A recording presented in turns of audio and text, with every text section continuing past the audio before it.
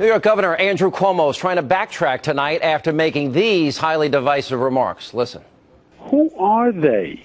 Are they these extreme conservatives who are right to life, pro-assault weapon, anti-gay? Is that who they are? Because if that's who they are, and if they are the extreme conservatives, they have no place in the state of New York. Because that's not who New Yorkers are. No place in the state of New York. Well, guess what, Governor? I'm not the only one offended and ready to pack their bags. Our good friends from PJTV, Michelle Fields, she braved the snowy weather today. She went to beautiful St. Patrick's Cathedral in New York City to see what some people in New York thought of their governor's anti-conservative and anti-Catholic comments. Watch this. Hey, Sean, the governor has since walked back his statement, saying that he's fine with people who are pro-life and fine with people who are anti-gun control. But it's not sitting well with many Catholics. We're here at St. Patrick's Cathedral to find out what people really think. I think the governor is off base. He's nuts. He's going against his own Catholic roots, if you ask me. Do you think it was right of him to say that people who are pro-life are not welcomed in a state? Oh, absolutely not. It's extremely alienating. We're famous or known well for welcoming all, saying where there's enough room for everyone. And I think it would serve him well to take a letter from Pope Francis's book. Less derogatory talk, less judgment, and more welcoming, more mercy. I know that people have strong beliefs and values, which we all accept, and we honor those values that other people have.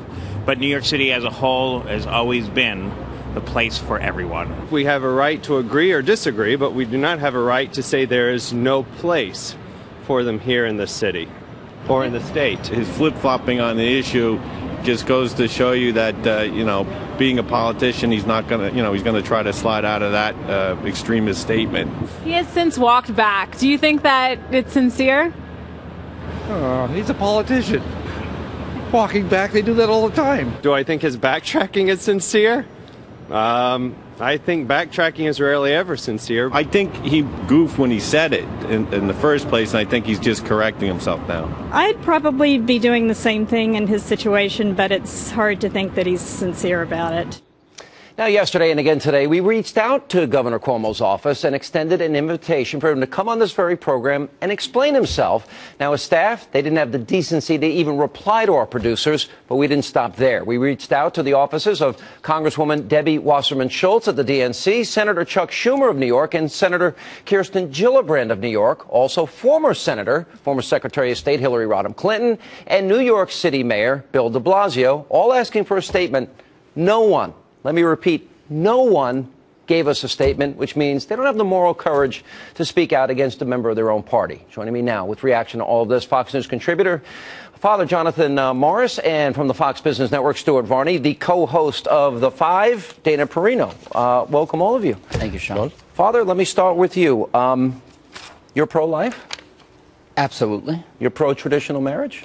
Absolutely. I don't know. Where do you stand on the Second Amendment? It's the Second Amendment. I'm an American, of course. It doesn't mean that I believe that there should be no restrictions on guns. I do believe there should be restrictions, but of course if you think like that, this governor thinks you are an extremist and that you have no place in the state of New York. That's not who New Yorkers are. Sean, at first I thought maybe he made a mistake. He was confused. It was a bad moment, and he would come back and clarify. But his clarification that came through his counsel, which served as a spokesman in this moment, said, you know what, he has great respect for his Catholic faith. Now, that was the most offensive thing to me. Why? Because if you have great respect for your Catholic faith, well, then you hold up your Catholic faith, your Christian faith, as an ideal. And yet here he's saying, and he's proven that in his in his governance, that he believes that abortion on demand, and he's about to propose another law coming up in this legislative session that makes access in New York State even greater than throughout the whole United States. I found that to be very offensive and disingenuous. Now, in spite of the so-called apology today, in my opinion, Dana, Stuart, feel free to jump in, I felt that is how he really feels. Agree? Disagree? I think sometimes when you want your politicians to be inclusive and you think this is a guy who, if Hillary Clinton decided not to run for president, he actually might want to make a go of it and try to bring the country together. But when you have an impulsive statement like what he said, it's actually a glimpse into what he really thinks. I also don't think they don't care if you leave New York, Sean. They actually they don't just think that you're wrong. They think that you're evil. They don't care if you're here or not. Now, I made some statements, and you asked me personally to clarify what I meant. Look, I have contractual obligations. I can't leave here. My kids are in school, and there are about over 100 people that rely on me, people that have kids and mortgages and homes. I can't selfishly pack up and leave, but my wife and I discussed last night, Dana, that we are going to leave.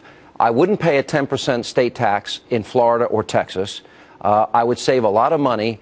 And you know what? Maybe I can do my job. So why I asked you about that is I was concerned about two things. One is, unlike a lot of other conservatives that might live in the state under Cuomo's definition or ours, they don't have the wherewithal and the means to be able to pick up and leave if they wanted to and make those choices. They might have a job or a skill set that requires them to be here. Right. Now, I do think in the marketplace of ideas, when other states are more attractive, you can actually get people like you to come and live there, and I think that's wonderful. What bothered me about, I think, your statement that you're clarifying is that there's a lot of people that rely on you, and you're a responsible person. So I always think about how is someone else going to take what you're saying. If no, you were right, but this was spontaneous. Not only that, but there's one other thing I didn't mention to you, is that if you were to leave New York, there are a lot of young people here, and you don't ever talk about this, but there are a lot of young people here who are going to school through your generosity who probably wouldn't have that opportunity if you weren't here. I will continue to do that, but I have to first think of those people that work with me and for me. Correct. And they are my first priority. You're 100% right, and I will not leave until I know they're all taken care of. And there was a callous remark, oh, Governor Cuomo, you're going to take care of them? I didn't expect him to. I have a responsibility. I got a nice note, Stuart. And this really meant a lot to me today. I talked to Governor Perry. I talked to Governor Rick Scott of Florida. The Lieutenant Governor of Texas, David Dewhurst, sent me a letter. I'll just read a little bit of it. As you prepare to escape from New York, I sincerely hope you'll choose Texas as the destination for your family, your business, and the traditional values that are apparently no longer welcome in the Empire State. And it went on from there. And I felt, wow, what a difference. Is it not? Look, I take the governor's comments a little bit more personally, and I think I'm just as steamed about it as you are, Sean, perhaps more steamed than my colleagues right here. We're characterized as conservatives, characterized as bigots. That's the subtext of what the governor had to say. You're a bigot. Now, I've got a large, multiracial family, and I'm characterized as a bigot.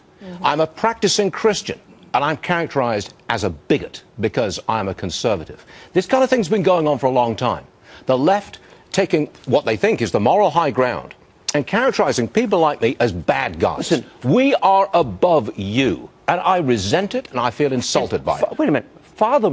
Cardinal Dolan is not welcome in New York. By his definition, you're not welcome here, Father. He spoke out. And by the way, you're closer to heaven than all of us. Maybe Dana's right there with you. But Dana is nicer than all of us combined. Let's put it that way. That's true. But Cardinal Dolan spoke out very clearly on Sirius XM radio today on the Catholic channel. And one thing he mentioned that I totally share is that, this was all about extremists. These are extremists, pro-lifers, those who believe in traditional extremists. But talk about extremists. Okay, extreme to say that you, because you don't believe what I believe, are not welcome in my state as a governor, that's extreme. As soon as I am finished taking care of my obligations, work-wise, contractually, and the people that work for me, Dana, thank you for correcting that, I will leave New York because I'm not wanted here. Can we hope for something positive? It's not the weather. That's a big one. Can we hope 10% of my income, it means more. Can we hope for something positive? That Governor Cuomo comes out and says, you know what? I'm sorry. What I said I was wrong. Was wrong. All right. I got to run. And that's the Thank you. Even if he does, I don't know if I'll believe it. I wouldn't either. I think we heard the real Come Cuomo. on. All right. And then change his behavior, too. And still ahead